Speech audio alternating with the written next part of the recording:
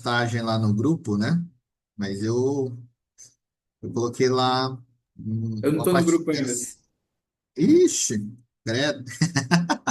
Vamos resolver isso.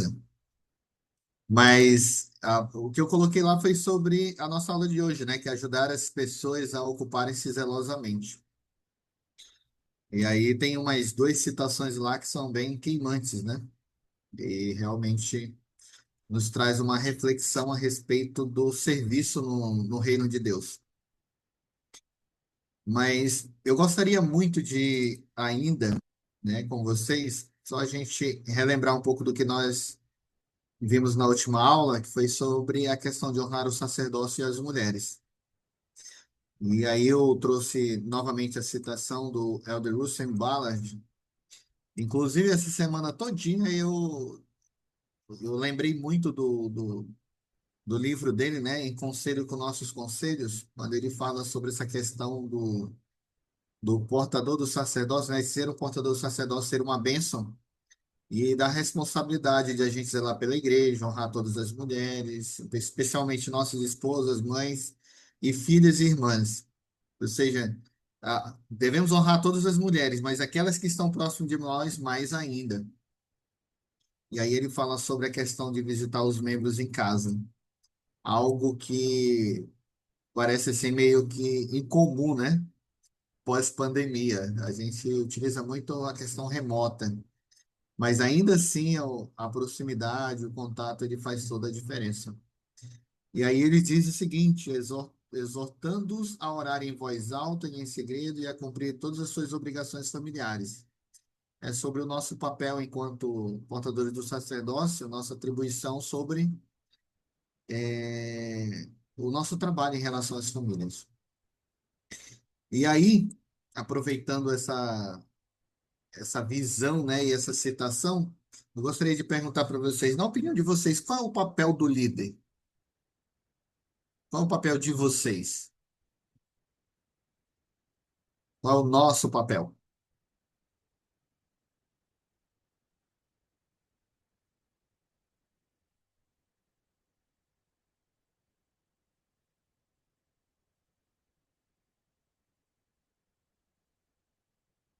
Eu gostaria muito de ouvir vocês. Qual é o papel? Gabriel, você como presidente do quórum, se eu não me engano é isso, né? Você é presidente do quórum? Positivo. Então, enquanto presidente de quórum, qual é o teu papel? Qual é a tua responsabilidade? É ajudar os homens a compreender o que é o sacerdócio, né, primeiramente, e a compreender a responsabilidade deles dentro do sacerdócio, né, como portador do sacerdócio dentro do lar, e ajudar eles a fazer e cumprir os convênios que eles fazem no templo, né. Então, é um dos meus papéis. Então, acredito que nosso papel de líder é justamente isso, né? Servir de exemplo para as pessoas. É fazer, ajudar elas a entenderem o propósito celestial delas aqui na Terra, ajudar elas a fazer os convênios dela e a cumprir os convênios também até o final de suas vidas, né? No perseverar até o fim. Além de que ajudar ela em suas necessidades, nas físicas e espirituais. Eu estava lendo esse dia no princípio do Evangelho para o meu filho, que uma das partes grandes de servir é colocar as necessidades do próximo acima, às vezes, até da nossa, né, e incluindo as necessidades físicas e espirituais das pessoas. Então, acredito que esse é um dos itens do nosso papel como líderes dentro da igreja, né, e na comunidade dentro do lar. Muito bom. Se você pudesse resumir, Gabriel, em uma frase, o teu papel como líder, como você resumiria? Assim, eu sei que você citou várias coisas, mas tipo assim, essa frase aqui representa o meu papel enquanto líder, enquanto presidente do quórum, por exemplo. Uma coisa que eu sempre falo para o meu filho: cuidar, proteger e servir. Ótimo. Cuidar, proteger e servir. Muito bom. Então, essa pergunta, ela é constantemente, ela deveria estar em nossas mentes enquanto líder, né? Tipo, qual é o meu papel? O que é esperado de mim? Por que eu fui chamado? Por que eu estou nessa posição? Essas perguntas fazem com que a gente, ao fazer uma autorreflexão, a gente possa entender se estamos ou não dentro daquilo que o Senhor espera de nossas responsabilidades. Na aula de hoje, nós vamos trazer uma visão sobre esse papel que nós temos, né? Aonde ele diz o seguinte: o papel dos líderes da igreja e da família, né, quando a gente pensa num todo, é ajudar as pessoas a se tornarem mais semelhantes a Cristo e a edificarem o reino de Deus. Então, esse é o papel. Então, se a gente pudesse falar numa frase, né, apesar da gente sempre incluir essa questão, é ajudar as pessoas a tornarem-se mais semelhantes a Cristo. De repente, essa frase, né, ou essa sentença, ela pode nos remeter a muito trabalho. Pô, a gente tem muito trabalho. E realmente tem. Mas olha só que interessante, ajudar eles a tornarem-se mais semelhantes a Cristo e edificar o reino de Deus. E aí a questão toda que ele fala, né? O ideal seria que todos se ocupassem zelosamente dessas atividades, fazendo muitas coisas de sua livre e espontânea vontade. Então, o que que a gente aprende aqui, né? Que o mundo ideal seria se todos fizessem de livre e espontânea vontade. Então, quando fosse chamado, e aí você desse, fosse que nem um software, né? A pessoa, que nem um computador, que nem uma máquina. Você vai lá e carrega o software, a partir dali ele já sabe tudo que tem que fazer. Mas não funciona assim. Nunca vai funcionar. E aí eu gostaria de saber se vocês têm alguma experiência aonde vocês, enquanto líderes, vocês ajudaram alguém a se tornarem mais semelhantes a Jesus Cristo. Já tiveram essa experiência?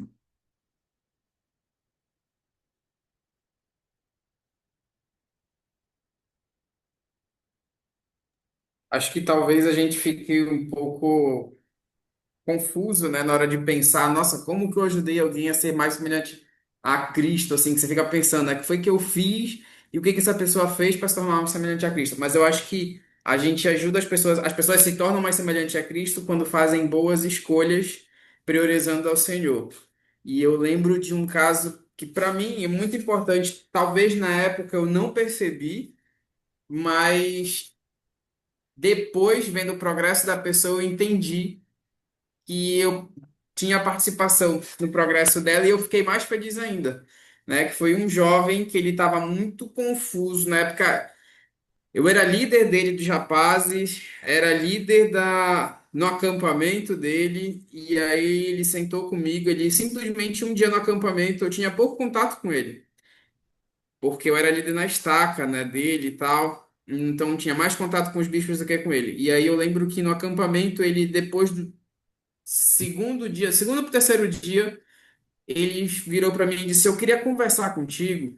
Aí eu, tá. Isso de noite já, todo mundo já se recolhendo para dormir. Queria conversar contigo, sério mesmo. Eu acho que, aí ele falou: Eu acho que eu só posso confiar em ti agora. Aí eu, tá, né? Já fiquei preocupado assim, e agora? Eu já perguntei logo: É dignidade? Senão a gente já vai chamar o presidente da estaca aqui, não é comigo não. Aí ele, não, não, não é isso. Aí ele foi me contar da família dele, do que estava acontecendo na casa dele, e que ele tinha um sentimento de ir para a missão, só que tinha um empecilho na casa dele, porque os pais estavam meio fracos e tudo mais, e aí os pais não apoiavam, ele falava em ir para a missão, o pai dizia, menino, vai estudar, deixa a missão para lá. Não é tão importante, sendo membro da igreja, achando meio fraco, e era essa a opinião do pai dele, que ele tinha que deixar isso para lá, era para ele ir. Eu falei, olha, conversei com ele, né? Dei meu ponto de vista, falei das escrituras, falei do Senhor, falei que seria muito importante ele tomar essa decisão agora, principalmente para a vida dele, para o futuro. Eu basicamente falei para ele as coisas que o meu bispo falou para mim quando chegou a minha época de ir para a missão. E aí o rapaz foi para a missão. E enquanto ele estava na missão, os pais dele voltaram para a igreja bem mais firmes. Os pais dele estão na igreja. Da época dele, ele é, assim, do que eu vejo, ele é o único rapaz que ainda está ativo na Legal. igreja. E aí, depois de parar para pensar, ver tudo isso, eu disse: Nossa, então eu ajudei ele a fazer uma boa escolha e isso realmente influenciou no futuro dele, né? Dentro de tudo que você falou aí, Igor, eu achei interessante ter uma palavra que demonstra muito o que você fez, além, lógico, dos conceitos, mas é motivar, né? Então, enquanto líderes, no papel de ensinar, nós precisamos ser um instrumento de motivação, porque muitas das vezes o nosso liderado, ele se sente desestimulado, e se ele se sente desestimulado, seja por N fatores, ele acaba não cumprindo com o dever dele ou não atingindo o potencial que ele tem. E aí a gente precisa ir lá e dar uma injeção de ânimo, né? Motivar. É por isso que é interessante quando nós pensamos no ministrar no um a um. Porque, assim, no contexto geral, em grupo, a gente consegue motivar as pessoas. Mas, na maioria dos casos, a gente vai precisar fazer isso um a um. Por exemplo, como você fez, Igor. Então, eu pergunto de vocês, o que que é motivar? Na opinião de vocês, o que que seria, o que que essa palavra ela significa? Motivar.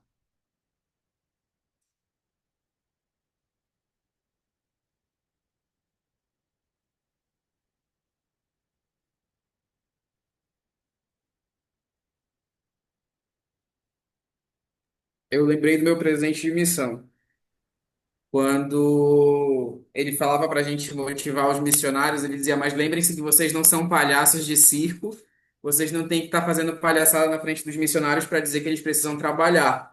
Mas vocês precisam dar forças a ele, mostrar, fazê-los lembrar do dever deles, do que eles precisam fazer e por que que é importante eles fazerem aquilo. Façam com muito amor, muito cuidado, mas não precisa estar fazendo palhaçada para poder motivar os missionários, não é isso? Eu lembrei dele, de verdade agora. Muito bom. E exatamente isso, né? Motivar significa encorajar, inspirar, ativar, influenciar, instar ou animar. Então, tem muitas definições. Alguém a fazer boas obras. Mas o ponto fundamental que a gente precisa entender é que fazer isso na prática é muito difícil. Motivar uma pessoa. Não é que eu vou fazer com que o meu liderado ele sinta o desejo, ele seja encorajado, ele se sinta inspirado, e a partir dali ele comece a ser uma nova pessoa ou um seguidor de Jesus Cristo. E aí a gente vai entrar basicamente, vamos fazer um estudo específico sobre isso. Porque existem duas maneiras específicas de fazer isso. E eu gostaria de trazer uma que a primeira é na família, motivar na família. Então, quando nós pensamos sobre a motivação como um todo, ou sobre nossa responsabilidade sobre ensinar sobre Jesus Cristo até o ponto da pessoa ser mais semelhante a Ele, o primeiro lugar que nós temos que fazer é em nosso lar. Então, olha só o que que o Elder Gene R. Cook, ele falou, ele era um membro do Coro dos 70, ele escreveu o seguinte, quem poderia ler para a gente? Irmã Jaqueline, você poderia ler? Está podendo? Posso sim. Por favor. O amor é uma motivação divina. Ele motiva o Senhor e, portanto, também nos motiva. Isso é particularmente verdade no tocante à nossa família. Quem gostaria de comentar? Por que que ele citou como dentro da família o amor, sobre essa motivação divina?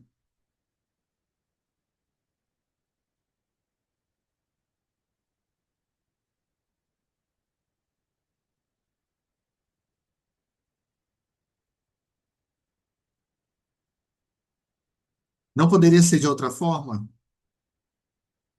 Será que a gente não consegue motivar de uma outra forma sem ser pelo amor? Por que vocês acreditam que ele citou essa questão do amor ser uma motivação divina?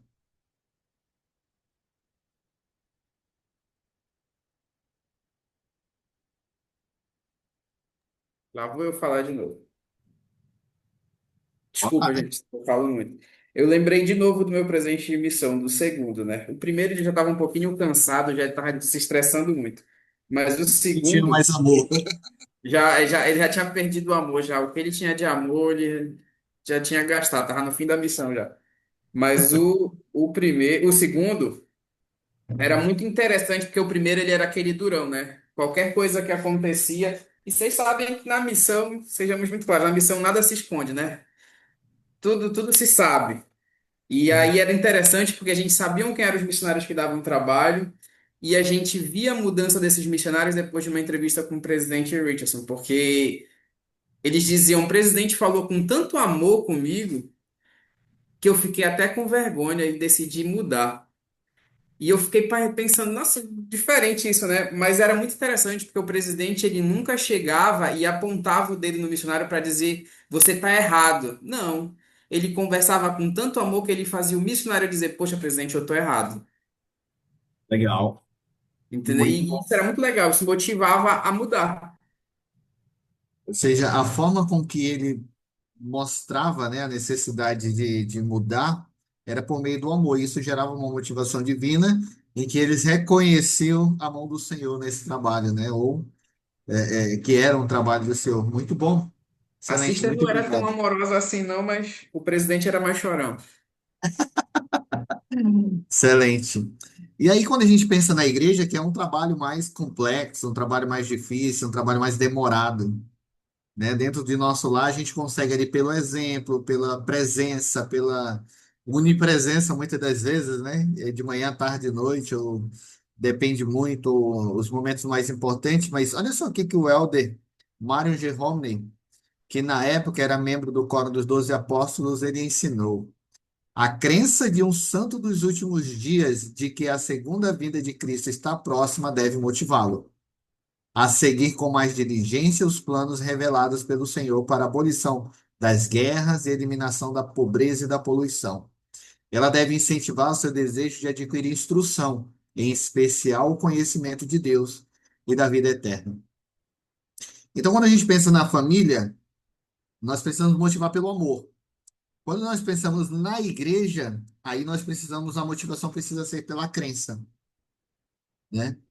Mas qual crença? Aquela crença que nos ensina e que nos faz nos preparar para a segunda vinda do Salvador Jesus Cristo.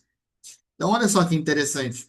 Eu lembro que muitas das vezes, quando eu era jovem, os nossos líderes utilizavam muito o temor, né?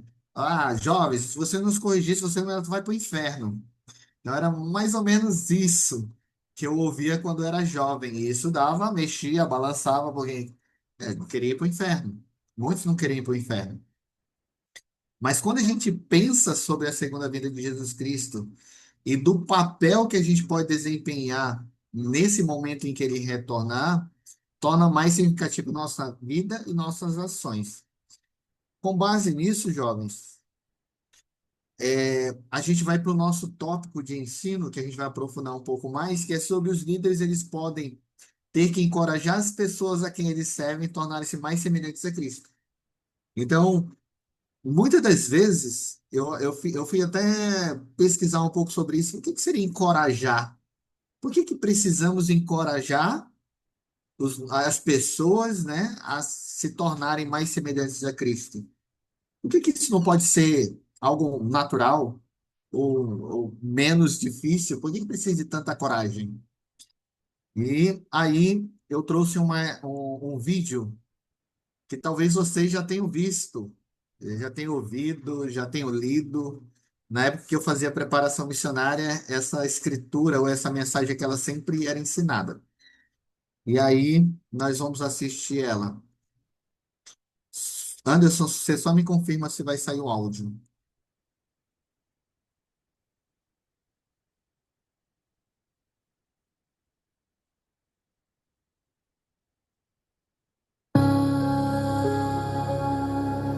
Obrigado.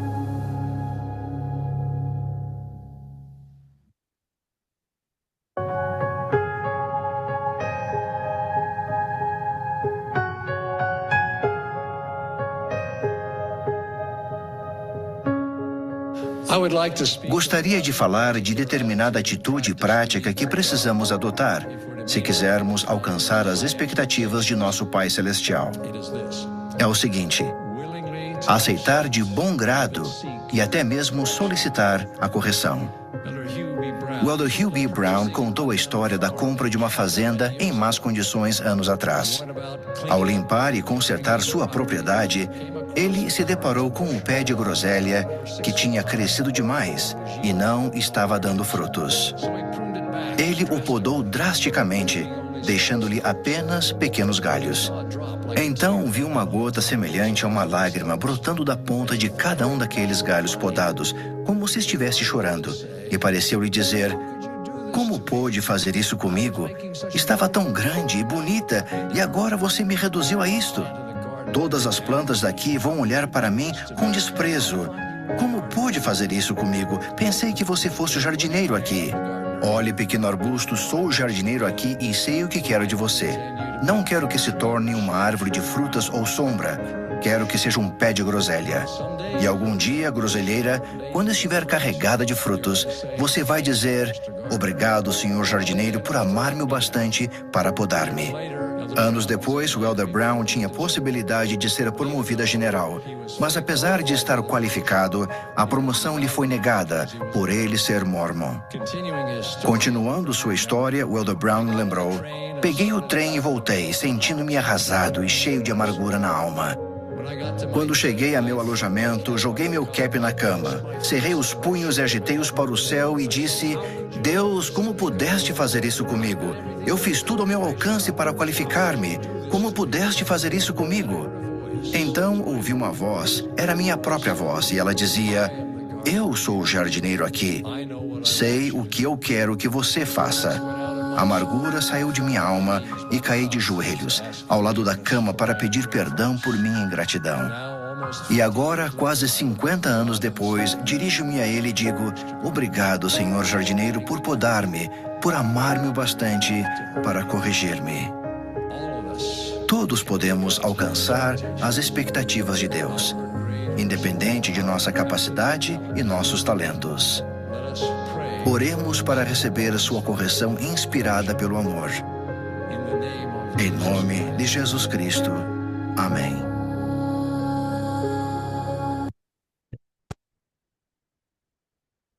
Muito bom. Então, eu sei que vocês já devem ter ouvido, né, essa citação do pé de groselha.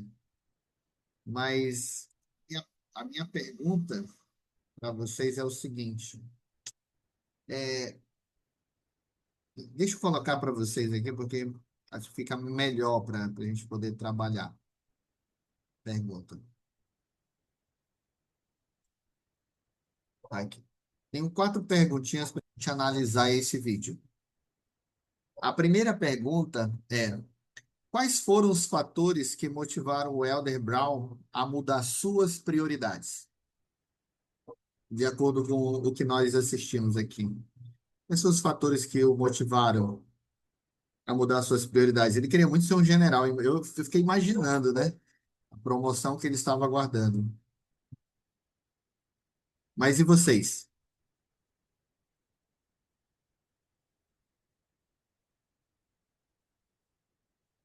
O que ele aceitou de bom grado em não ter sido designado como um general?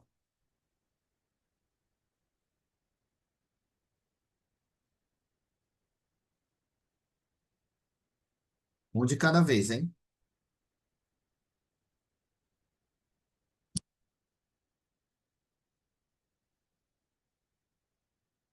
Tá bom, essa pergunta pode estar muito difícil. Que princípios nós podemos tirar do discurso do Elder Brown para a nossa própria vida?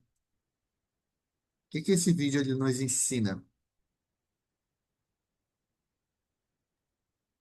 Olha, Messias, respondendo.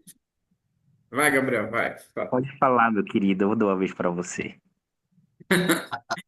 Não, a primeira eu acho que é porque ele conseguiu entender que não era a vontade do Senhor, apesar dele querer se sentir qualificado para isso, né? Mas não era a vontade do Senhor. E respondendo a segunda, eu fico pensando o seguinte, que para ele também entender isso, para ele poder ouvir essa voz, né? Que foi o Senhor falando com ele por meio da consciência dele.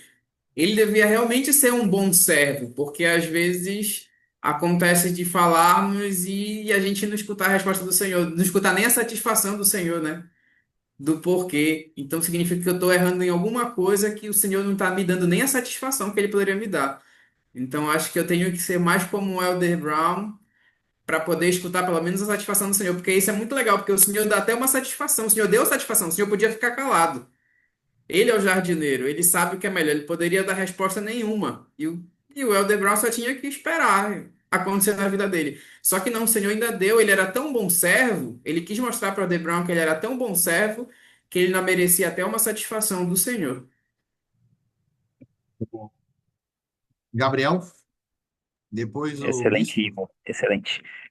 Tem algumas coisas que eu gosto de notar também, que uma coisa é quando você está na posição onde você poda uma pessoa.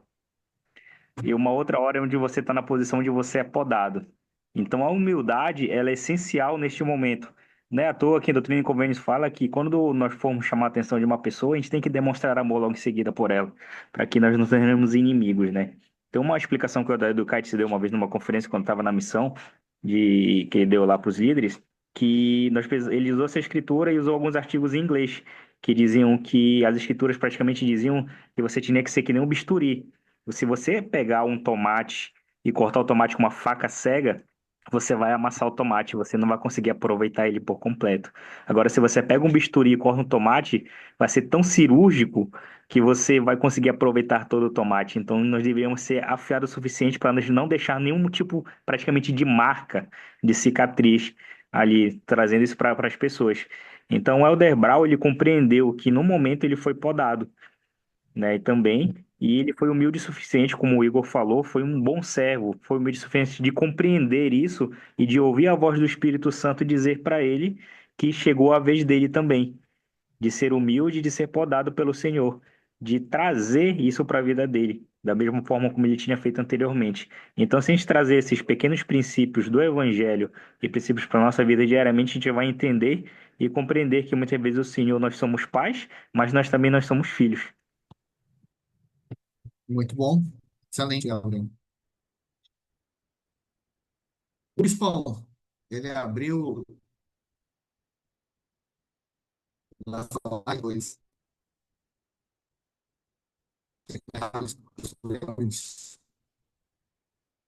Eu não sei se é minha internet aqui, mas tá travando aí, viu? Beleza. É a minha internet.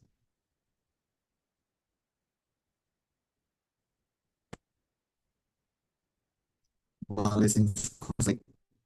Deixa eu Travou mudar aqui para mim também. aqui. Eu vou botar minha rede aqui, pessoal. Não sei como é que pessoal.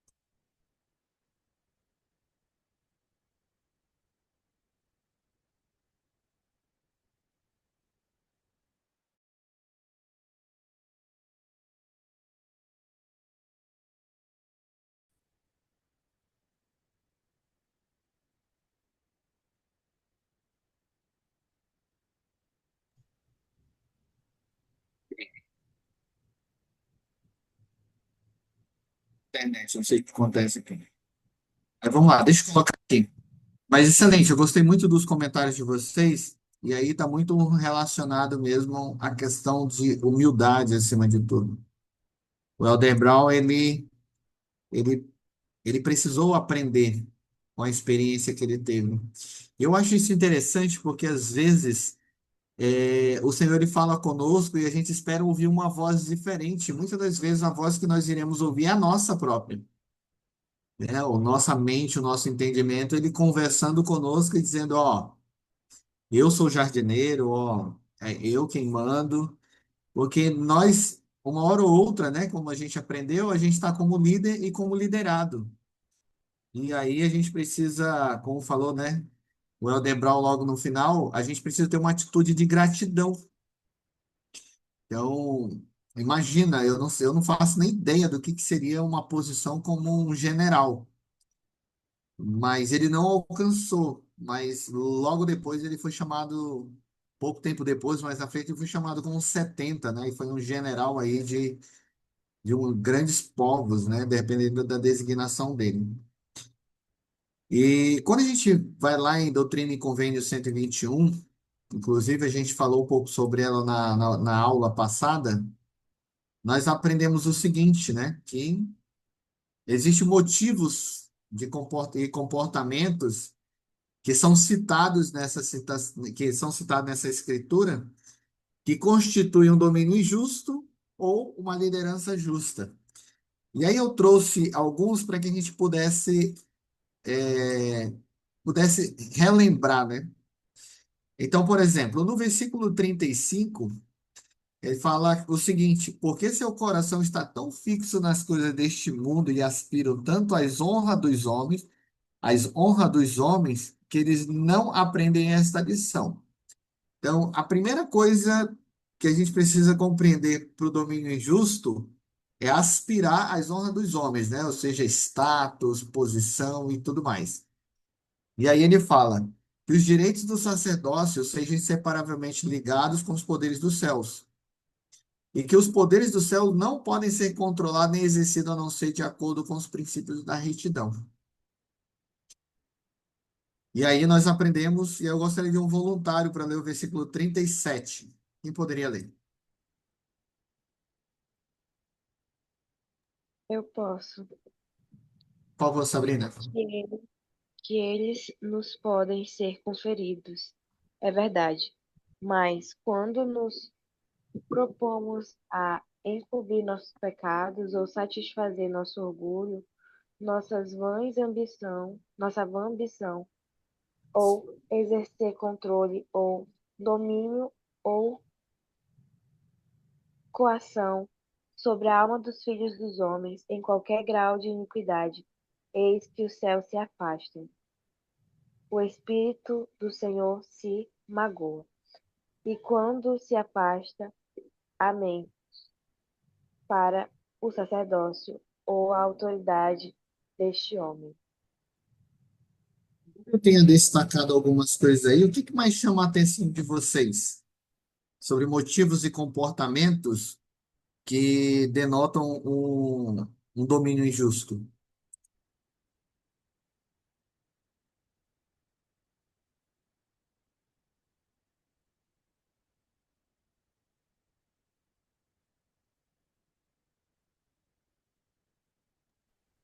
Tem muito a ver com o que a gente falou na semana passada, né? Na aula passada, com relação ao poder do sacerdócio, que muitos acham que é para ter poder sobre as outras pessoas, mas na verdade é o poder para servir outras pessoas, né? E muita gente não consegue entender isso, acha que quando tem gente que almeja ser um líder, quer porque quer ser um bispo, ser alguma coisa assim, e simplesmente porque quer ter a posição, porque ele acha legal vestir o terno e subir no púlpito no domingo, então, e todo mundo olhar para ele. Então, não seria a motivação certa para ser um líder, né? Mas, infelizmente, Inclusive, eu falei para vocês, né? Quem gostaria de ser bispo merece ser bispo. Essa é a minha opinião. Eu, por experiência própria, não que eu tenha almejado, eu nunca almejei, mas quando eu vi aquelas pessoas que queriam muito ser bispo, e depois que eu fui bispo, né, por 5 anos, eu fiquei pensando, nossa, quem deseja ser bispo merece ser bispo, precisa ser bispo. Porque não é somente subir ao púlpito de terno, né? E liderar as pessoas ou dizer o que as pessoas precisam fazer. É muito mais do que isso. E aí eu gosto muito quando nós pensamos nessa escritura que a gente precisa enxergar que a gente precisa do poder dos céus, a gente precisa da confirmação do Espírito. E não existe outra maneira de contar com o Espírito ou com o poder dos céus sem que você esteja guardando os mandamentos, sem que você esteja sendo fiel aos convênios. Então, essa questão de exercer controle, domínio ou coação para com os filhos do Senhor realmente afasta os céus. E o Espírito se magoa, ao ponto de as tuas palavras ou o teu serviço ele não ter mais significado, sabe? Você se pergunta, nossa, o que está acontecendo? Por que que a ala não está bem? Por que que a frequência está diminuindo? E aí está muito relacionado ao tipo de liderança que você está exercendo. Aí, nos versículos 39 e 41, nós aprendemos o seguinte: Por tristes experiências que a natureza e índole de quase todos os homens, tão logo suponho ter adquirido um pouco de autoridade, começa a exercer imediatamente domínio injusto. Vocês já, assim, eu vou perguntar, mas não citem nome, tá, por favor. Mas em algum momento na vida de vocês, vocês já perceberam, já viram um líder muito bom, que vocês acreditavam que era muito bom quando ele foi chamado, parece que mudou, ele mudou o comportamento, mudou as atitudes dele? Vocês já tiveram essa experiência? E se tiveram, como é que o que que vocês aprenderam com essa experiência?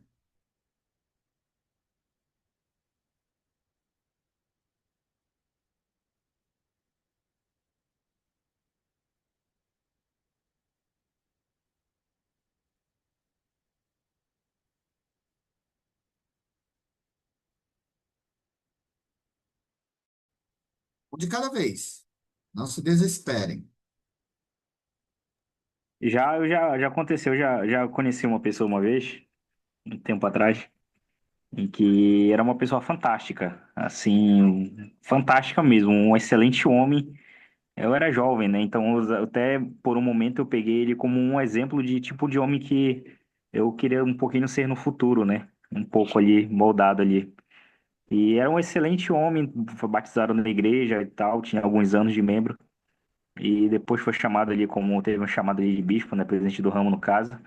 E no momento ali, pelo primeiro ano foi excelente, mas quando passou o segundo ano, os comportamentos foram mudados, né? E não é à toa que nos anos seguintes a pessoa foi até excomungada da igreja por muitas coisas que fez ali dentro do próprio chamado. Então essas coisas realmente, quando as pessoas almejam, eu percebi isso aí como recalcitrar contra os aguilhões, né? Como a escritura ela foi bem citada. Você nunca vai conseguir encobrir seus erros, vai encobrir seus pecados dentro de algum chamado. Como o Igor falou, tipo, na missão nada se esconde. E do Espírito Santo você não esconde nada também. Sempre a consciência ela vai pesar e uma hora a conta ela vai chegar. E quando essa conta chega, a gente vai precisar pagar ela. E esse pagamento não é parcelado, ele é de uma vez só. Então, realmente, o Senhor, ele vai constranger a gente e nós vamos se ferrar. Literalmente essa é a palavra. Se a gente for fazer de acordo com esse domínio injusto aí. Muito bom, muito bom. Obrigado, Gabriel. É, isso é fato. Assim, a gente precisa tirar alguma coisa de aprendizado, né? A gente precisa compreender que é muito mais do que um chamado. É uma Bom, Messias, responsabilidade imensa que o Senhor nos dá. Diga lá, Igor. é, eu fiquei pensando agora também, porque eu conheci alguém que era muito bom, na verdade é muito bom ainda, é muito bom, sempre muito ativo e tudo Não mais, vamos falar de mim aí, viu? só que assim, ele quando virou bispo foi aquela esperança de todo mundo, nossa, sensacional. E quando ele foi bispo, ele foi muito bom, aparecia bastante. Só que aí as pessoas, algumas pessoas começaram a notar que esse aparecer bastante não era um aparecer natural, era um aparecer proposital. E aí, tudo bem, tudo certo, a ala lá em cima bombou, bacana e tal. Só que depois que a pessoa saiu do chamado, foi desobrigado, né? Cadê os frutos? Não existiam mais. A gente não consegue enxergar um fruto dessa pessoa. E, tipo, é uma pessoa muito boa, mas ele queria tanto ser bispo para poder mostrar o serviço dele, para aparecer, e no final os frutos dele foram todos frutos superficiais. Então, eu acho que isso é muito importante também, né? O irmão Nixon falou, quando veio agora falar com os jovens, falou sobre o legado, e isso ficou muito na minha cabeça, né? Tem certos líderes que a gente vê justamente isso. A gente percebe que foi um bom líder pelo legado que deixou. Os frutos, as escrituras já falam, né? Pelos seus frutos conhecereis. Então, acho que isso também. Eu, pelo menos, vi muito isso nessa pessoa. Era uma pessoa muito boa. Quando eu comecei a perceber que queria aparecer por querer aparecer, fiquei um pouco decepcionado. E depois que a pessoa se foi do chamado, né? Saiu do chamado, eu percebi que não tinha frutos. Foi tudo muito superficial. Muito bom. A grande questão é que quando a gente olha para a Escritura, nós precisamos compreender uma coisa muito importante que passa despercebido. É natureza e índole de quase todos os homens. Então, inclusive aqueles que já foram muito bons de seus chamados, eles possuíam uma natureza e uma índole semelhante. A grande questão é como você reage ao se deparar com essas circunstâncias. Eu lembro que eu, quando fui chamado como bispo, eu queria fazer tudo. Eu tinha as ideias, eu tinha os pensamentos e tudo, e durante 3 meses trabalhei incansavelmente e as coisas não aconteciam. E aí, no momento de reflexão, né, em casa, num domingo à noite, eu digo assim, bem, por que que as coisas não estão acontecendo? E aí a minha voz veio e disse assim, você está fazendo tudo sozinho. Esse não é o trabalho.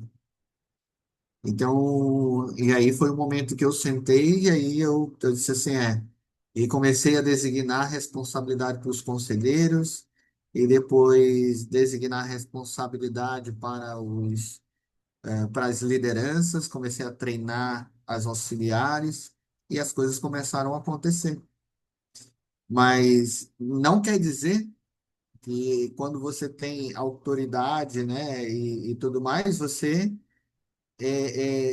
só quer exercer domínio injusto. Muitas das vezes você quer que as coisas aconteçam do teu jeito ou teu modo. Olha só o que o versículo 41 nos ensina. Quem é que pode ler para gente? Voluntário.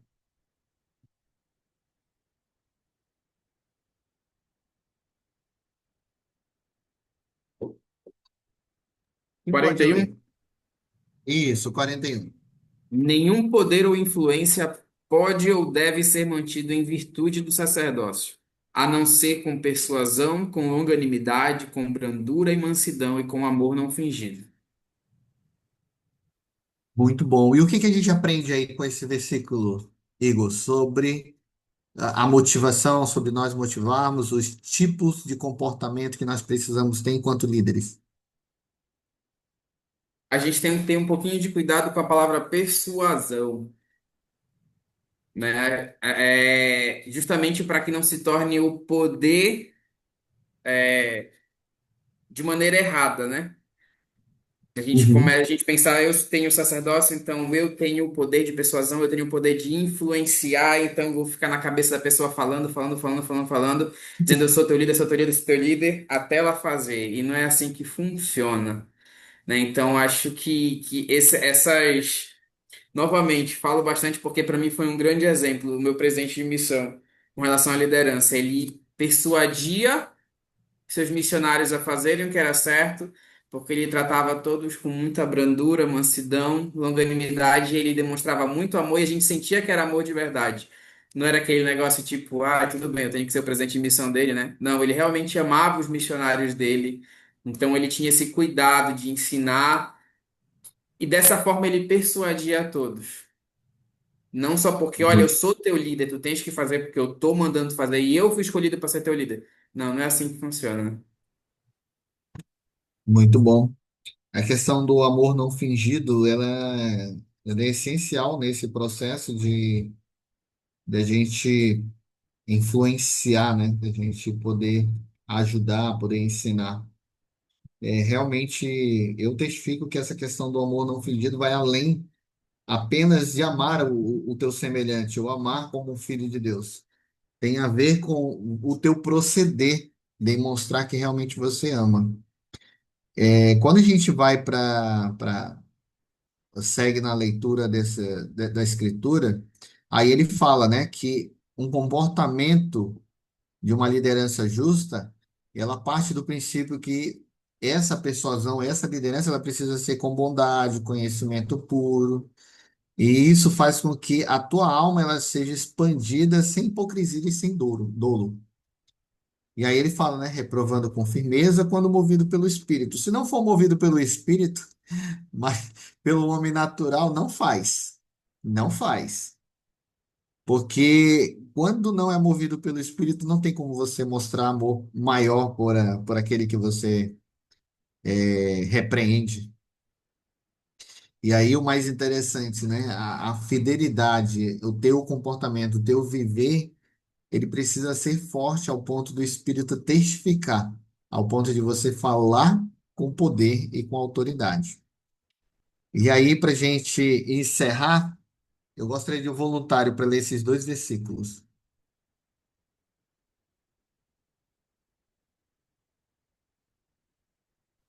Posso ler? Vai lá. Que tuas entranhas também sejam cheias de caridade, para com todos os homens e para com a família da fé. Que a virtude adorne teus pensamentos incessantemente. Então tua confiança se fortalecerá na presença de Deus, e a doutrina do sacerdócio destilar-se-á sobre tua alma como orvalho do céu. O Espírito Santo será teu companheiro constante e teu cetro imutável de retidão e verdade. E teu domínio será um domínio eterno e sem ser compelido, fluirá para ti eternamente. Muito bom. Gostaria de comentar, Werner, o que que você aprendeu aí sobre motivos e comportamentos de domínio justo ou liderança justa? Sim, é bom. Eu tenho vários pontos aqui, né? Mas o que eu gostaria de compartilhar, assim, destacar, ele fala que quando nós procuramos ter caridade, né? Ou ter a virtude nos nossos pensamentos, ou seja, procurarmos não ter uma vida perfeita, mas procurarmos ali viver de forma virtuosa no nosso dia a dia e tudo mais, de forma que nos nossos pensamentos nós não tenhamos coisas ruins e tudo mais. Então, automaticamente a gente vai estar com o poder do Senhor ao nosso lado. Ele fala que a doutrina do sacerdócio vai se destilar na nossa alma e o Espírito Santo vai estar do nosso lado constantemente e as coisas vão fluir, né? Basicamente, trazendo aí para uma descrição Esse- menos formalizada do que está aí, né? As coisas Aham. vão fluir, basicamente vai acontecer como naquele seu exemplo que você deu ali. As coisas não estavam acontecendo como queria porque talvez estava procurando fazer de uma forma diferente do que era, e aí quando ajustou, as coisas simplesmente fluíram. Isso. Muito bom. Muito obrigado, Werner, pela sua participação. Isso é interessante, né? Quando a gente pensa nessa escritura, eu lembrei do discurso do profeta, da última conferência, quando ele fala sobre caridade e virtude. Porque não tem como ser de outra maneira, né? A gente não tem como liderar sem ter o Espírito e não tem como a gente permitir que a nossa vontade, ou seja, que a gente permita que a vontade de Deus ela prevaleça, a não ser que a gente utilize de caridade e de virtude. E o que eu mais gosto é que quando a gente faz de acordo com a vontade do Senhor, quando nós lideramos, e temos uma liderança justa, nós, nós, isso faz com que aconteça naturalmente as coisas, né? Que flua da melhor maneira possível, porque a vontade do Senhor é a maneira do Senhor. E aí eu gostaria de fazer algumas perguntas para vocês agora, e gostaria de ouvi-los. O que que eu aprendi? O que que você aprendeu que vai te tornar assim? O que aprendi que me torna um líder injusto?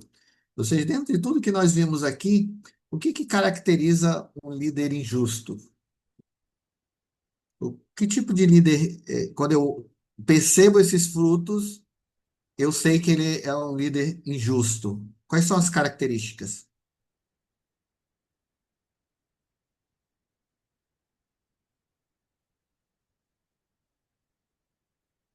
que nós vimos hoje?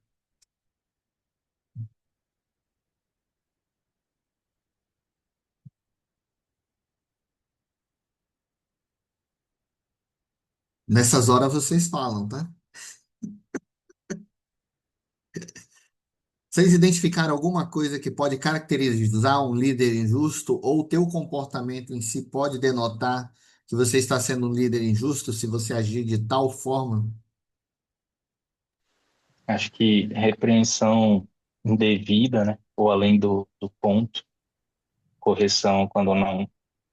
Talvez ali, como ele falou, tem que ser corrigido quando movido, corrigir quando movido pelo Espírito, né? Você corrige com firmeza. Pode ser que o líder faça isso e saia um pouco do controle, tentar fazer pela cabeça dele, e aí acaba sendo grosseiro com outra pessoa, né? Com um dos seus liderados, e aí causa problema. Muito bom. Messias, Diga lá, Spawn. é, uma coisa que eu venho aprendendo ao longo desses anos é que não deve usar tipo um discurso ou planejar um discurso. Ah, vou planejar esse discurso porque eu vou queimar fulano de tal, porque eu vou fazer isso, para aquilo. Não, a gente deve planejar um discurso para ensinar a doutrina, né, do Senhor, daquela, do que ela está precisando, por exemplo, qual doutrina da presidência. Mas não pensar realmente em queimar alguém, fazer para ver se aquela pessoa se acorda, né? Ela acorda ali de alguma coisa. Eu acho que fazendo dessa forma é errado. Perfeito. Tanto é que a maneira correta que nós vimos lá sobre o nosso papel é ensinar sobre Jesus Cristo, é motivar os nossos irmãos a se prepararem para a segunda vinda, né? Não tem nada com, você vai para o inferno se você não fizer isso.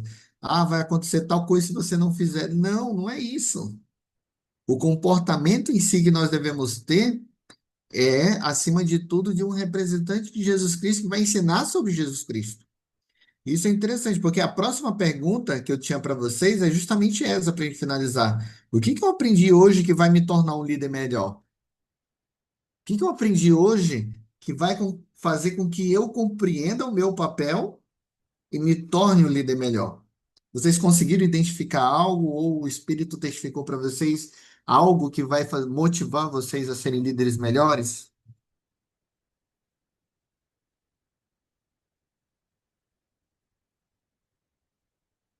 Uma única coisa, uma frase ou uma palavra. O cuidar individual. É importante o cuidar em coletivo, mas o cuidar individual também é muito importante. Muito importante. Isso me Ótimo, marcou muito hoje.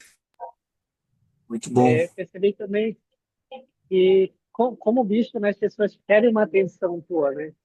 Às vezes, o simples fato de a gente dar uma atenção, fazer uma ligação, ou ouvir, né, um membro, uma pessoa, isso significa muito, né? E acho que mostra um pouco do amor do Salvador. As pessoas, elas precisam disso, muitas vezes, né? Acho que não só de um bispo, mas de qualquer outro líder, né? Ter aquela atenção, né? Como o Igor falou, né? Aquele cuidado. Né? Muito bom. Uma coisa que eu aprendi, enquanto bispo, o bispo falando sobre isso, né? Nunca esqueça o aniversário de um dos seus liderados. Isso faz uma diferença muito grande mesmo. É uma ocasião onde a maioria das pessoas elas ficam muito vulneráveis. E aí elas ficam esperando que as pessoas se lembrem dela para que ela possa acreditar que ela tem um papel importante. Então, eu acabei de lembrar sobre isso, mas é muito interessante. Alguém mais aprendeu algo? Uma frase, uma palavra? Esse acho que é verdade, também, questão do aniversário mesmo. Às vezes já teve irmã em entrevista que falou, bispo, o pessoal nem lembra do meu aniversário, posso ter de todo mundo, mas quando chega o meu, nunca é lembrado, nunca coisa. Aí ela falando, eu não estou falando isso porque eu tô magoada, não, mas só para lembrar. Mas no fundo tem aquele pingo lá da verdade, né, que ela quer passar. Sim, isso mesmo. Então, assim, meus amigos, eu gostaria de prestar o meu testemunho. O evangelho, ele é real, ele é vivo, ele é eficaz. Só que é uma coisa que eu aprendi desde cedo, né? Se o Senhor ele quisesse, ele poderia trazer os anjos dele para a terra e fazer o que foi feito lá tempos atrás, né? E aí converteria muitos e tudo mais, mas o Senhor ele quer que nos preparemos para ser como ele é. Então ele nos dá esse encargo para que nós possamos nos aperfeiçoar como líderes. Então, enquanto líderes, nós somos motivadores, nós precisamos ser motivadores. Eu lembro que as escrituras elas falam que você precisa de duas coisas, né? Servir com alegria e fé. Não é com fé e alegria, é com alegria e fé. Ou seja, a gente precisa estar gerando uma motivação extra constantemente em nossos corações enquanto líder, para que a gente assim possa motivar os nossos liderados. Que a gente possa começar primeiro em nossa família e depois com as organizações na qual nós lideramos. Eu testifico que essa obra é de Deus. E se nós fizermos dessa forma, com certeza nós estaremos liderando a maneira do Salvador. Em nome de Jesus Cristo, amém. Muito obrigado, meus amigos, pela participação de vocês. Eu